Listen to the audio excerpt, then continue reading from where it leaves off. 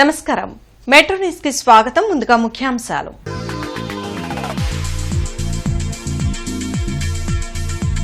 Assembly నిరవధిక వాయిదా. 15 రోజులు సాగిన అసెంబ్లీ 18 బిల్లులు ఆమోదం. 13 ఏళ్లలోపు పిల్లలు సోషల్ మీడియా వినియోగించకుండా నిషేధం. ప్రతిపక్ష హోదా ప్రజలు ఇస్తే వచ్చేది.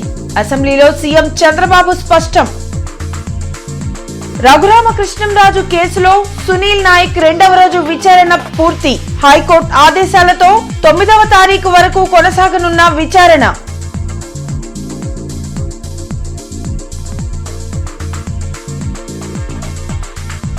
కల్తీని ప్రాణాంతక విపత్తుగా గుర్తించి ఉక్కుపాదం మోపాలి. అసెంబ్లీలో కల్తీ ఆహార అంశాన్ని లేవనెత్తిన ఎమ్మెల్యే గల్లా మాధవి.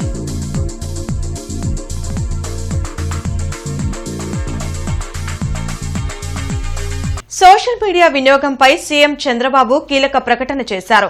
13 ఏళ్లలోపు పిల్లలు సోషల్ మీడియాను వినియోగించకుండా నిషేధం విధించనున్నట్లు తెలిపారు. అసెంబ్లీలో జరిగిన ద్రవ్య వినిమయ బిల్లుపై చర్చలో ముఖ్యమంత్రి చంద్రబాబు మాట్లాడారు. గత ప్రభుత్వం గవర్నమెంట్ ఆస్తులను తాకట్టు పెట్టి అప్పులు తెచ్చిందని అన్నారు. ఆర్థిక ఇబ్బందులు ఉన్నా కూటమి ప్రభుత్వం కేంద్రం సహకారంతో రాజధాని అమరావతి నిర్మాణంతో పాటు అనేక సంక్షేమ పథకాలను రాష్ట్రం అమలు చేస్తుందని వివరించారు. 3 పార్టీలు కలిసి సమన్వయంతో పనిచేస్తూ కూటమి ప్రభుత్వం ముందుకు వెళుతుందన్నారు. ప్రతిపక్ష హోదా ఎవరు ఇచ్చేది కాదని, అది ప్రజలు ఇవ్వాల్సిందని మరోసారి చంద్రబాబు స్పష్టం చేశారు. 13 ఏళ్లలోపు వాళ్లకి సోషల్ మీడియా బ్యాన్ చేస్తే బాగుంటుందని సూచనలు వచ్చాయని, 90 రోజుల్లో దీనిని అమలు చేసేందుకు శ్రీకారం చుడతామన్నారు. 11 సీట్లు గెలిపిస్తే హౌస్కు రావాలి కదా అధ్యక్ష. ప్రతిపక్ష హోదా ఇస్తేనే వస్తామని కండిషన్ పెట్టారు. అంటే ప్రతిపక్ష హోదా ఇచ్చేది స్పీకర్ గారు అధికార పక్షం కాదు. ప్రజలు ఎవరికి ఓటేస్తే వారు ప్రభుత్వాన్ని ఏర్పాటు చేస్తారు. ప్రజలు ఓటేసి మొత్తం సీట్లు ఇస్తే, తగినన్ని సీట్లు ఇస్తే వాళ్లకు ప్రతిపక్ష హోదా ఇవ్వాలా లేదని ప్రజలు నిర్ణయించి పంపించారు అధ్యక్ష. రెండోది, ఒక ముఖ్యమంత్రి పైన అవిశ్వాస, ప్రభుత్వం పైన అవిశ్వాస తీర్మానం పెట్టాలన్నా, స్పీకర్ పైన అవిశ్వాస తీర్మానం పెట్టాలన్నా రాజ్యాంగంలో స్పష్టంగా ఉంది. అలాంటి రాజ్యాంగ విలువలు పాటించకుండా విమర్శించే పార్టీని ఏమనాలి నాకైతే అర్థం కాలేదు. ఆ విషయం కూడా మనం గుర్తుపెట్టుకోవాల్సిన అవసరం ఉంది. అమరావతి వెలగపూడిలో జరుగుతున్న అసెంబ్లీ బడ్జెట్ సమావేశాల్లో భాగంగా ప్రశ్నోత్తరాల సమయంలో ఎమ్మెల్యే గల్లా మాధవి రాష్ట్రంలో పెరుగుతున్న ఆహార కల్తీ సమస్యపై ఆందోళన వ్యక్తం చేశారు. ఈ సందర్భంగా ఎమ్మెల్యే గల్లా మాధవి మాట్లాడుతూ, ఆహారమే ఔషధం అని మన పెద్దలు చెప్పారని, కానీ నేడు అదే ఆహారం విషంగా మారుతున్న పరిస్థితిని మనం చూస్తున్నామని, లాభార్జనే లక్ష్యంగా బియ్యంలో రాళ్లు కలపడం నుండి ప్రారంభమైన కల్తీ నేడు పవిత్ర ప్రసాదం వరకు చేరుకుందని ఎమ్మెల్యే గల్లా మాధవి ఆవేదన వ్యక్తం చేశారు. ఈ కల్తీ కారణంగా ప్రజల జీర్ణ వ్యవస్థ, నాడీ వ్యవస్థ తీవ్రంగా దెబ్బతినడమే కాకుండా క్యాన్సర్ వంటి ప్రాణాంతక వ్యాధులకు కూడా కారణమవుతుందని పేర్కొన్నారు. కల్తీకి పాల్పడుతున్న వారిపై కఠిన చర్యలు లేకపోవడం, సమర్థవంతమైన తనిఖీ వ్యవస్థ లేకపోవడం వల్ల ఆహార కల్తీ విచ్చలవిడిగా పెరుగుతుందని అన్నారు. అధ్యక్ష, కల్తీకి పాల్పడిన వారి పట్ల సరైన కఠిన చర్యలు లేకపోవడం, సమర్థవంతమైన తనిఖీ వ్యవస్థ లేకపోవడం వల్ల విచ్చలవిడిగా కల్తీకి పాల్పడుతున్నారు అధ్యక్ష. 2014-19లో ఫుడ్ సేఫ్టీ ఇండెక్స్ ప్రకారం విభజిత ఆంధ్రప్రదేశ్ 100 పాయింట్లకు 47 పాయింట్లతో 10వ స్థానంలో ఉన్న పరిస్థితి అధ్యక్ష. ఆ పరిస్థితిని గమనించి గౌరవ చంద్రబాబు నాయుడు గారు కల్తీపై ఉక్కుపాదం మోపాలని, ముందు సిబ్బంది కొరత తీర్చడం కోసం 2018లో ఒక జీవో పాస్ చేసి సిబ్బంది నియామకం కోసం చేసింది అధ్యక్ష. అయితే గత అవివేక, అసమర్థ, అహంకార పూరిత ప్రభుత్వం, ప్రజారోగ్యం పట్టని వైసీపీ ప్రభుత్వం ఈ జీవోను చెత్తకుప్పలో వేసింది అధ్యక్ష. తత్కారణంగా 2023 నాటికి వైద్య ఆరోగ్య శాఖ మంత్రి సత్యకుమార్ మాట్లాడుతూ, రాష్ట్రంలో ఆహార భద్రతను కాపాడేందుకు ఫుడ్ సేఫ్టీ శాఖ ద్వారా అవసరమైన చర్యలు తీసుకుంటామని, ఆహార వ్యాపార నిర్వాహకులు తప్పనిసరిగా నమోదు చేసుకోవడం లేదా లైసెన్స్ పొందడం ద్వారా భద్రతా ప్రమాణాలను పాటించేలా చర్యలు తీసుకుంటామని తెలిపారు. రాష్ట్రంలో ఆహార వ్యాపార నిర్వాహకుల నమోదుతో సహా ఆహార కల్తీని నివారించడానికి ఆహార భద్రతా శాఖ అవసరమైన చర్యలు తీసుకుంటుంది. సూచించిన భద్రత మరియు పరిశుభ్రత ప్రమాణాలకు అనుగుణంగా ఉండేలా చూసుకోవడానికి అందరూ ఆహార వ్యాపార నిర్వాహకులు నమోదు చేసుకోవాలి లేదా లైసెన్స్ పొందాలి. నోటిఫైడ్ ప్రయోగశాలలో క్రమం తప్పకుండా తనిఖీలు మరియు ఆకస్మిక దాడులు నిర్వహించబడుతున్నాయి మరియు ఆహార నమూనాలను క్రమ పద్ధతిలో సేకరించి విశ్లేషించడం జరుగుతున్నది. 2023-24 నుండి జనవరి 2026 వరకు మొత్తం 16,730 నమూనాలను పరీక్షించడం జరిగింది. వాటిలో 1,407 సురక్షితం కానివి లేదా నాణ్యత లేనివి లేదా తప్పుడు బ్రాండ్ చేయబడినవిగా గుర్తించడమైంది. కోర్టులలో ప్రాసిక్యూషన్ చేయడం ద్వారా జరిమానాలు విధించడం వంటి తగిన చర్యలు తీసుకోవడమైంది. రఘురామకృష్ణరాజు సిఐడి కస్టోడియల్ కేసులో ఐపీఎస్ సునీల్ నాయక్ ని విజయనగరం ఎస్పీ దామోదర్ రెండో రోజు విచారణ పూర్తి చేశారు. రెండవ రోజు సునీల్ కుమార్ నాయక్ను ప్రత్యేక దర్యాప్తు అధికారి విజయనగరం ఎస్పీ దామోదర్ విచారించారు. గుంటూరులోని సీసీఎస్ స్టేషన్లో ఉదయం 10 గంటల నుంచి సాయంత్రం 5 గంటల వరకు విచారణ సాగింది. 9వ తేదీ వరకు సునీల్ నాయక్ విచారణకు హాజరు కావాలని హైకోర్టు ఆదేశించింది. హైకోర్టు ఆదేశాల మేరకు 9వ తేదీ వరకు సునీల్ నాయక్ విచారణ కొనసాగనుంది. మనం చేసింది ఎందుకు చెప్పుకోలేకపోతున్నామంటూ అసెంబ్లీలో డిప్యూటీ సీఎం పవన్ కళ్యాణ్ కీలక వ్యాఖ్యలు చేశారు. వైసీపీ సభ్యులు 11 మంది ఉన్నా 1100 మంది ఉన్నట్లు మాట్లాడుతున్నారని డిప్యూటీ సీఎం పవన్ కళ్యాణ్ చెప్పారు. వైసీపీ నేతలు ఇష్టమొచ్చినట్లు తిట్టి కులాల వెనుక దాక్కుంటున్నారని విమర్శించారు. కూటమి పార్టీలు ఏకాభిప్రాయంతో ఉండాలన్న పవన్ కళ్యాణ్ 15 ఏళ్ల పాటు రాష్ట్రం కోసం పాటుపడదామని అన్నారు. ఇప్పటికీ కూడా వాళ్ళ సభ్యులు తక్కువ 11 మంది అయినప్పటికీ కూడా వాళ్ళు ఒక 1100 మంది ఉన్నట్టుగా వాళ్ళు మాట్లాడుతూ ఉంటారు.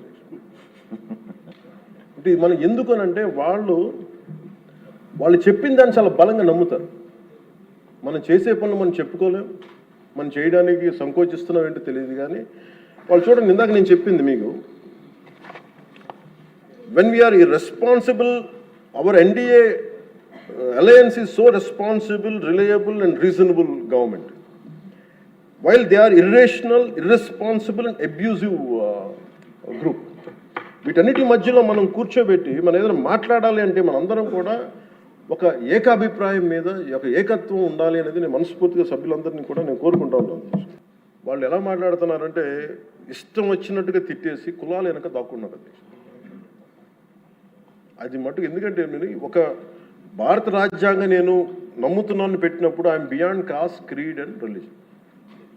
అది ప్రతి శాసనసభ్యుడి తాలూకు అది ఓత్ అధ్యక్ష. కానీ మనం తెలియజేయాల్సింది ఏంటంటే కులాల వెనక దాక్కోవటం కుదరదు. మీరు ఇష్టానికి తిట్టేసి ఇష్టానికి వచ్చి ఏదైనా తిరిగి అంటే మేము కులాల వెనక దాక్కుంటామంటే ఇలాంటి ధోరణి కనుక మనకుంటే ఆంధ్రప్రదేశ్ ప్రజానీకం నష్టపోతుంది. నేను చెప్తున్నాను, కులాలు, మతాలు, ప్రాంతాలు దాటకపోతే ఈ రాష్ట్ర ప్రయోజనాలను మనం సాధించలేము. ఖచ్చితంగా ఇది మీరు పదే ఇది మీరు ఇళ్లలో మాట్లాడుకుంటారా, ప్రజలకి తెలియజేస్తారా, మీ నియోజకవర్గాలు ఇది చేయకపోతే ఏమైపోతుంది అధ్యక్ష? విచ్ఛిన్నం, ఇందాక వాటి గురించి చెప్పాను, వాళ్ళు విచ్ఛిన్నం చేయడానికి సిద్ధంగా ఉన్నారు. ఇప్పుడు south central zone culture centre ఆధ్వర్యంలో ఈ నెల 7, 8 తేదీల్లో అంతర్జాతీయ మహిళా దినోత్సవ వేడుకలను విజ్ఞాన మందిరంలో నిర్వహించనున్నట్లు సౌత్ సెంట్రల్ రైల్వే అధికారులు తెలిపారు. పట్టాభిపురం డీఆర్ఎం కార్యాలయంలో శుక్రవారం రైల్వే అధికారులు మాట్లాడారు. తెలంగాణ డప్పు డాన్స్, డొల్లు కునిత, లావణి, మటకి సాంస్కృతిక కార్యక్రమాలు ఉంటాయని చెప్పారు. This in first time we are organizing this festival in Guntur due to the initiative of railways and other organizations here which are collaborating to organize this event, and this time this event is focused on the Women's Day. Women's in Indian culture is Shakti. It's Matru Shakti. So this festival named as Shakti Festival.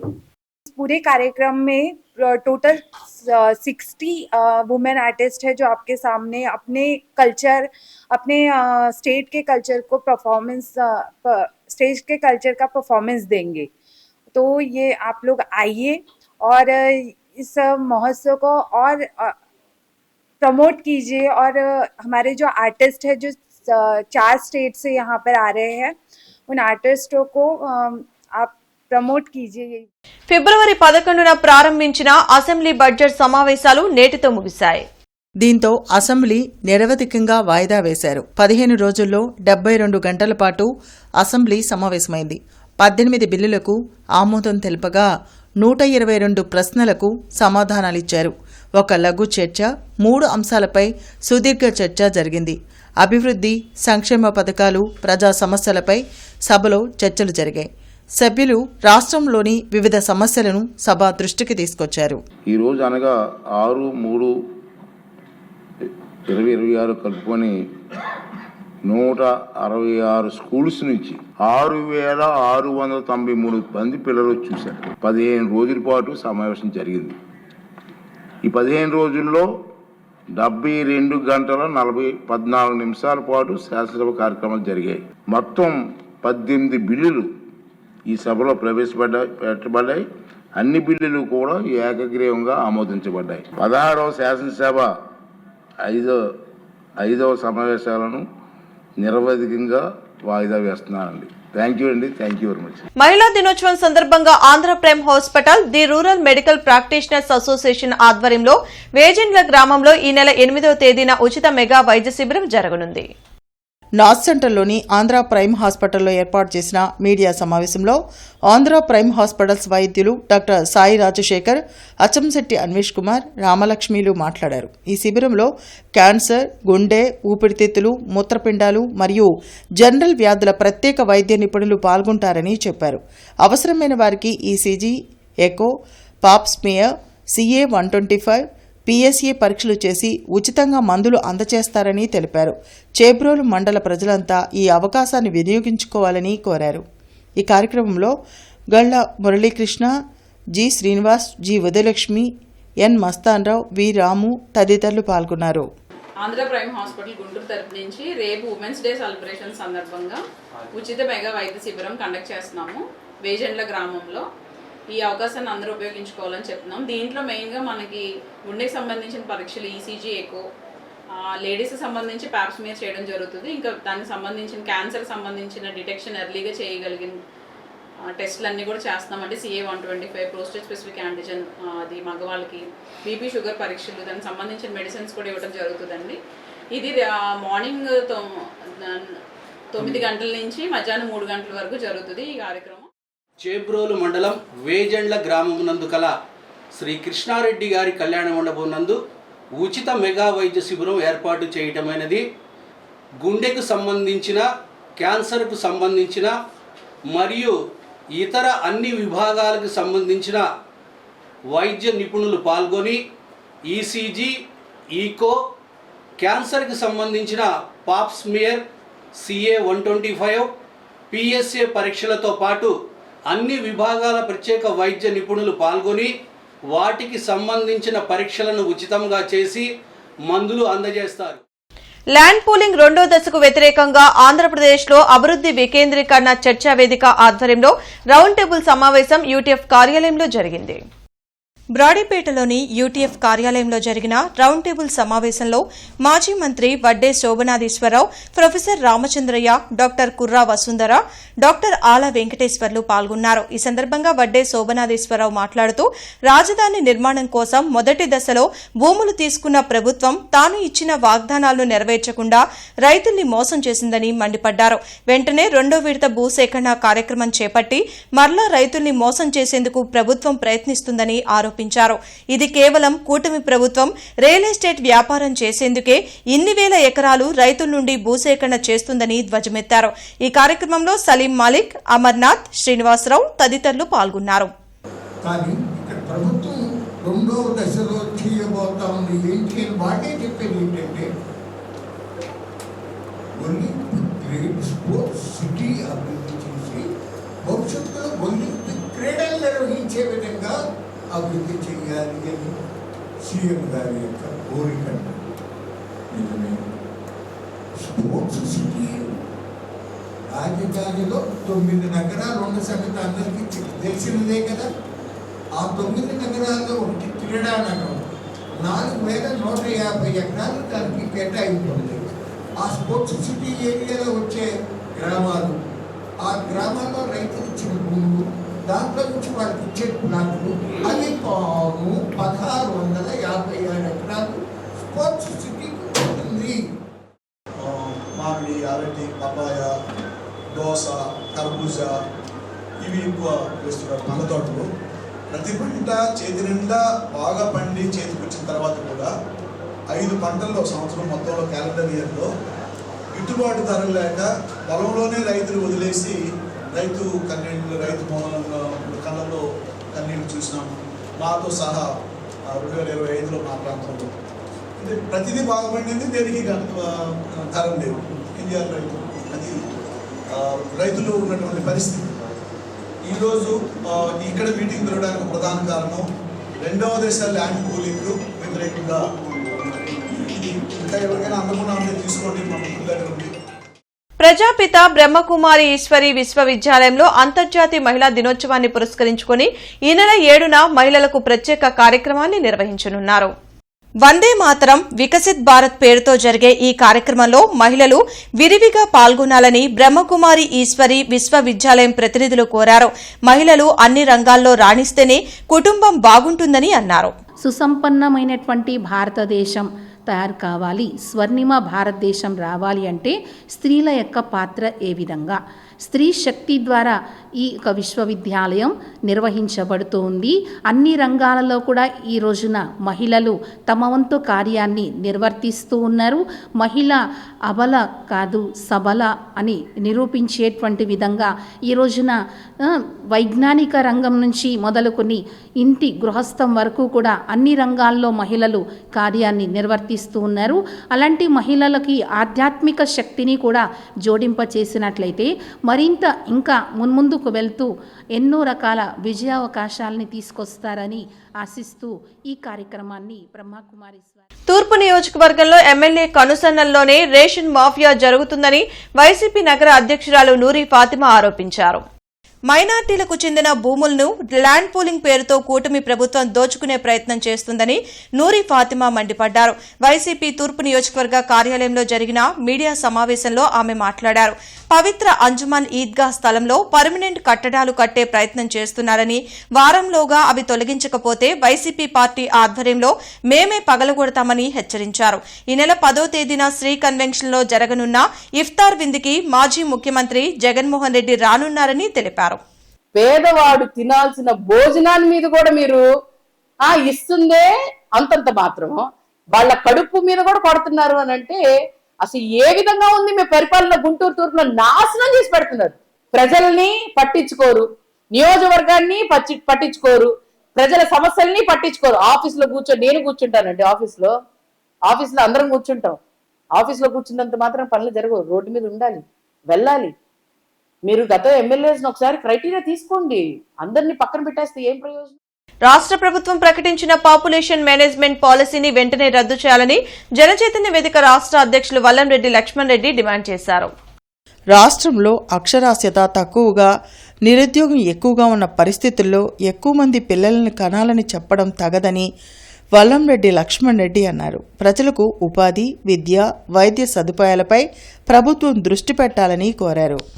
ఈ రాష్ట్రంలో అత్యున్నతమైన విద్య కానీ, వైద్యం కానీ, పౌష్టికాహారం కానీ లభించని లక్షలాది కుటుంబాలు కొనసాగుతూ ఉన్నాయి. ఇప్పటికీ మురికివాడల్లో సరైన రక్షిత మంచినీళ్ళు లేక ఇబ్బంది పడుతున్న కోట్లాది మంది ప్రజలు కనపడుతూ ఉన్నారు. ఈ నేపథ్యంలో పేదలు మరింత పిల్లల కంటే వారి భవిష్యత్తు ఎవరు చూస్తారు? అంటే ఒక ప్రసవానికి కేవలం 25,000 రూపాయలు ఇస్తే ఇక ఆ బిడ్డ జీవితం అంతా మంచి విద్యని, వైద్యాన్ని పొంది, మంచి ఉద్యోగాన్ని పొంది ఆ కుటుంబం అభివృద్ధి చెందుతున్నారా? ప్రపంచంలో ముఖ్యమంత్రి గారు చెప్తున్న దేశాలు చూస్తే 100% అక్షరాస్యత కలిగి ఉన్నాయి. ఆ దేశాల యొక్క తలసరి ఆదాయం $50,000 పైగా ఉన్నాయి. కానీ మన రాష్ట్రంలో కేవలం $3,000 తలసరి ఆదాయంతో అత్యధిక నిరుద్యోగం కొనసాగుతున్న పరిస్థితి చూస్తూ ఉన్నాం. అమరావతి ఔటర్ రింగ్ రోడ్ భూసేకరణ కారణంగా పరిసర ప్రాంతాల రైతులు హడలెత్తిపోతున్నారని రైతు సంఘం నాయకులు పాసం రామారావు ఆవేదన వ్యక్తం చేశారు. ఎలాంటి ముందస్తు సమాచారం లేకుండా భూసేకరణకు సిద్దమయ్యారని ఆరోపించారు. బ్రాడీపేటలోని సిపిఎం కార్యాలయంలో జరిగిన మీడియా సమావేశంలో రైతు సంఘం నాయకులు పాసం రామారావు, ఈమని అప్పారావు, పద్మావతి, సాంబశివరావు మాట్లాడారు. చిన్న సన్నకారు రైతులకు ఉన్న భూములు మొత్తం ఔటర్ రింగ్ రోడ్డు కోసం తీసుకుంటే కూలీలుగా మిగిలిపోవడం ఖాయమని ఆందోళన వ్యక్తం చేశారు. అవసరానికి మించి భూముల సేకరణ చేపట్టడం ఏంటని ప్రశ్నించారు. మార్కెట్ విలువ ఆధారంగా నష్టపరిహారం ఇవ్వాలని డిమాండ్ చేశారు. ప్రభుత్వ తీరుకు వ్యతిరేకంగా ఔటర్ రింగ్ రోడ్ బాధిత రైతులతో ఈ నెల 9వ తేదీన కలెక్టర్ కార్యాలయం వద్ద ధర్నా నిర్వహిస్తున్నట్లు చెప్పారు. ఈ కార్యక్రమంలో బొట్ల రామకృష్ణ, కంచుమాటి అజయ్ కుమార్ తదితరులు పాల్గొన్నారు. ప్రధానమైనటువంటి డిమాండ్ ఏంటంటే రైతులు అన్ని గ్రామాల్లో మేము తిరిగి వచ్చాము, మన సదస్సు కూడా పెట్టాము. ఏమంటున్నారంటే ప్రజెంట్ ఉన్నటువంటి మార్కెట్ వాల్యూ ప్రకారం ఇవ్వాలా. ఇప్పుడు పొత్తూరు ఉంది, 3 సంవత్సరాల క్రితం 6 కోట్లకు కొన్నారు. ఈరోజు నారాకోడూరు మెయిన్ రోడ్డు ఆ పక్క ఈ పక్క భూములు తీసుకున్నారు. 4 నుంచి 5 కోట్ల రూపాయల భూమి ఉంది. లోన్ అయితే 3-4 కోట్ల రూపాయలు ఉంది. మరి మీరు రిజిస్ట్రేషన్ వాల్యూ ప్రకారం అయితే ఎంత చేస్తారు? 50,000 60,000 వస్తుంది. మరి రైతు 3 పంటలు పండేటువంటి భూమి, బ్రహ్మాండమైనటువంటి పంటలు పండేటువంటి భూమిని ఆ రకంగా తీసుకుంటే ఆ భూమి మీద నమ్ముకున్నటువంటి రైతు యొక్క పరిస్థితి ఏంది అనేటువంటిది మేము కోరుతా ఉన్నాం. నాది ఎకరం పొలం పోతుందండి, ఎకరం 5 సెంట్లు పోతుంది. కాకపోతే ఇప్పుడు సార్ చెప్పిన పట్టు ప్రతి ఒక్కటి కూడా వాస్తవమేనండి. రైతులు చాలా నష్టపోతున్నారు ఈ విషయం వల్ల. మాకు ఇంతవరకు గ్రామ సభలు అనేది నిర్వహించలేదు. మాకు ఒక నోటీస్ ఒకటి వచ్చింది నాకు. అది కూడా మా పుత్తూరు గ్రామం మొత్తం మీద, అంకిరెడ్డిపాలెం మొత్తం మీద నా ఒక్కదానికే నోటీస్ వచ్చింది. వెళ్ళి జాయింట్ కలెక్టర్ని నేను కలిశాను, మాట్లాడాను. ఆయన అధికారుల దృష్టికి తీసుకెళ్తామన్నారు నా సమస్యలని విని. ఇంకా విషయం ఏంటంటే విఆర్ఓలు కానీ సర్వేయర్లు కానీ ఎవ్వరూ కూడా మాకు సరైన సమాధానం చెప్పట్లేదు. ఇంతవరకు మా గ్రామానికి వచ్చి అసలు మీకు ఇది పోతుంది, ఇది ఉంటుంది, ఈ రైతుది పోతుంది, సార్ చెప్పినట్టుగా పలానా వాళ్ళ పేరుతో ఇది పోతుంది, ఇంత భూమి పోతుంది, 1 ఎకరం ఉంది, అరెకరం పోతుందంటే ఆ రైతు కాస్త హ్యాపీగా ఉంటాడు. అలా కూడా మాకు ఎలాంటి ఇన్ఫర్మేషన్ వాళ్ళ నుంచి మాకు లేదు. పాతగుంటూరులోని సిఐటియు జిల్లా కార్యాలయంలో సంఘం అధ్యక్షులు ఎన్ నాగేశ్వరరావు అధ్యక్షతన జరిగిన జిల్లా కమిటీ సమావేశంలో భవన నిర్మాణ కార్మిక సంఘం సిఐటియు జిల్లా ప్రధాన కార్యదర్శి దండా లక్ష్మీనారాయణ మాట్లాడారు. సమావేశంలో ఎన్ నాగేశ్వరరావు మాట్లాడుతూ సంక్షేమ బోర్డు ద్వారా గతంలో అమలైన సంక్షేమ పథకాలన్నీ అమలు చేయాలని డిమాండ్ చేశారు. కార్మికులు పోరాటానికి తొలగి కంటితులుపు చర్యగా కేవలం 3 పథకాలు మాత్రమే ప్రారంభించడం సరికాదని, ఎన్నికల సందర్భంగా ఇచ్చిన అన్ని హామీలు అమలు చేయాలని డిమాండ్ చేశారు. 2020 నుండి పెండింగ్లో ఉన్న అన్ని క్లెయిమ్లు పరిష్కరించాలని అన్నారు. అదే సందర్భంగా కీలకమైన ప్రమాద బీమాకి సంబంధించి గతంలో 5 లక్షలు కార్మికులకు ఇచ్చేవారని, కొత్తగా ఇప్పుడు దాని గురించి ప్రస్తావన లేకపోవడం విడ్డూరంగా ఉందన్నారు. ఈరోజు కేవలం 3 రకాల పథకాలకు మాత్రమే సంక్షేమ బోర్డులో క్లెయిమ్స్ తీసుకోమని చెప్పేసి పర్మిషన్ ఇవ్వడం జరిగింది. ఇది కార్మికులకు న్యాయం జరగదు. కేవలం వివాహ కానుక, సహజ మరణం పొందిన వారికి మట్టి ఖర్చులకు వివాహ కానుక మాత్రమే ఈరోజు క్లెయిమ్స్ మార్చి 1వ తారీఖు 2020 నుంచి 26 నుంచి తీసుకోమని చెప్పేసి రాష్ట్ర ప్రభుత్వం సర్క్యులర్ జారీ చేసింది. అదే సందర్భంలో గతంలో 11 రకాల సంక్షేమ పథకాలు అమలయ్యాయి. వాటన్నింటినీ కూడా రాష్ట్ర ప్రభుత్వం భవన నిర్మాణ సంక్షేమ బోర్డు ద్వారా అమలు చేయాలని చెప్పేసి సిఐటియుగా ఈ ప్రభుత్వాన్ని డిమాండ్ చేస్తున్నాం. ఈరోజు 1 పైసా కూడా ఖర్చు పెట్టకుండా సంక్షేమ బోర్డులో భవన నిర్మాణ కార్మికులు దాచిపెట్టుకున్న జిల్లా కలెక్టర్ తమీం అన్సారియా అధ్యక్షతన జిల్లాలో GST, revenue, police, municipal, panchayati, విద్య, పరిశ్రమలు తదితర శాఖల అధికారులతో సమన్వయ కమిటీ సమావేశం జరిగింది. ఈ సందర్భంగా జిల్లా కలెక్టర్ తమీం అన్సారియా మాట్లాడుతూ జిల్లాలో జీఎస్టీ సమర్థవంతంగా అమలు చేసేందుకు వాణిజ్య పన్నుల శాఖ అధికారుల ఫిర్యాదు మేరకు, నిబంధనల మేరకు మొండి బకాయిదారులపై పోలీసు శాఖ కేసులు నమోదు చేయాలన్నారు.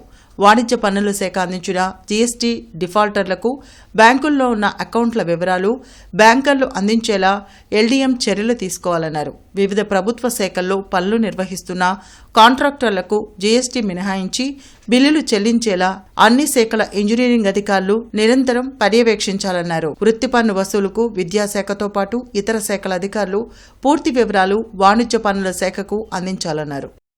ముఖ్యమంత్రి చంద్రబాబు ఈ నెల 8న తుళ్లూరు మండలం నేలపాడు గ్రామం ఆర్డీ పరేడ్ గ్రౌండ్ లో జరుగు అంతర్జాతీయ మహిళా దినోత్సవ వేడుకలు 2026 కార్యక్రమంలో పాల్గొనున్న దృశ్య ఏర్పాట్లను జేసీ అస్తోష్ శ్రీవాస్తవ, ఎస్పీ వకుల్ జిందాల్తో కలిసి పరిశీలించారు.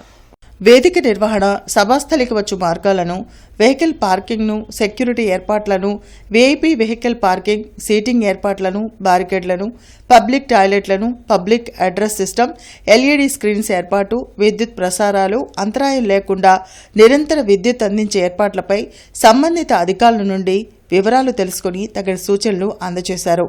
ఎక్కడా ఎటువంటి లోటుపాట్లు లేకుండా ఏర్పాట్లు పూర్తి చేయాలని అధికారులను జేసీ అస్తోష్ శ్రీవాస్తవ ఆదేశించారు. కలెక్టరేట్లోని వీడియో సమావేశ మందిరంలో జిల్లా కలెక్టర్ తమీం అన్సారియా అధ్యక్షతన జిల్లా పరిశ్రమలు మరియు ఎగుమతులు ప్రోత్సాహ కమిటీ సమావేశం జరిగింది. సమావేశం ఎజెండా అంశాలపై జిల్లా కలెక్టర్ తమీం అన్సారియా మాట్లాడుతూ ఆర్ఏఎంపీ ద్వారా వెండర్ డెవలప్మెంట్, ఉద్యమ్, ఈఎస్డిపి తదితర వర్క్షాపులు, ఎంఎస్ఎంఈలు, అమ్మకందారులకు, తయారీదారులు, వ్యాపార నైపుణ్యాలపై శిక్షణా ఏజెన్సీలు సక్రమంగా అవగాహన కార్యక్రమాలు నిర్వహించేలా సంబంధిత శాఖలను సమన్వయం చేసుకుంటూ పరిశ్రమల శాఖ అధికారులు నిరంతరం పర్యవేక్షించాలన్నారు. పరిశ్రమల ఏర్పాటుకు సింగిల్ విండో ద్వారా అందించిన దరఖాస్తులను వితిన్ ఎస్ఎల్ఏలోనే అనుమతులు మంజూరు చేయాలన్నారు. బులెటిన్ ముగించే ముందు ముఖ్యాంశాలు మరోసారి.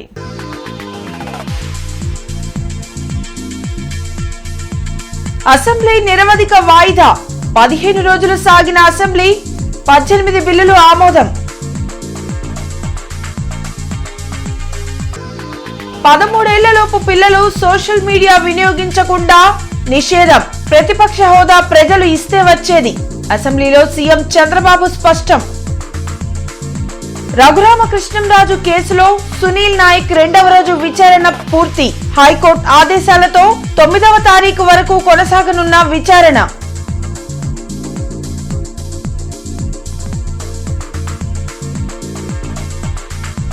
కల్తీని ప్రాణాంతక విపత్తుగా గుర్తించి ఉక్కుపాదం మోపాలి. అసెంబ్లీలో కల్తీ ఆహార అంశాన్ని లేవనెత్తిన ఎమ్మెల్యే గల్లా మాధవి.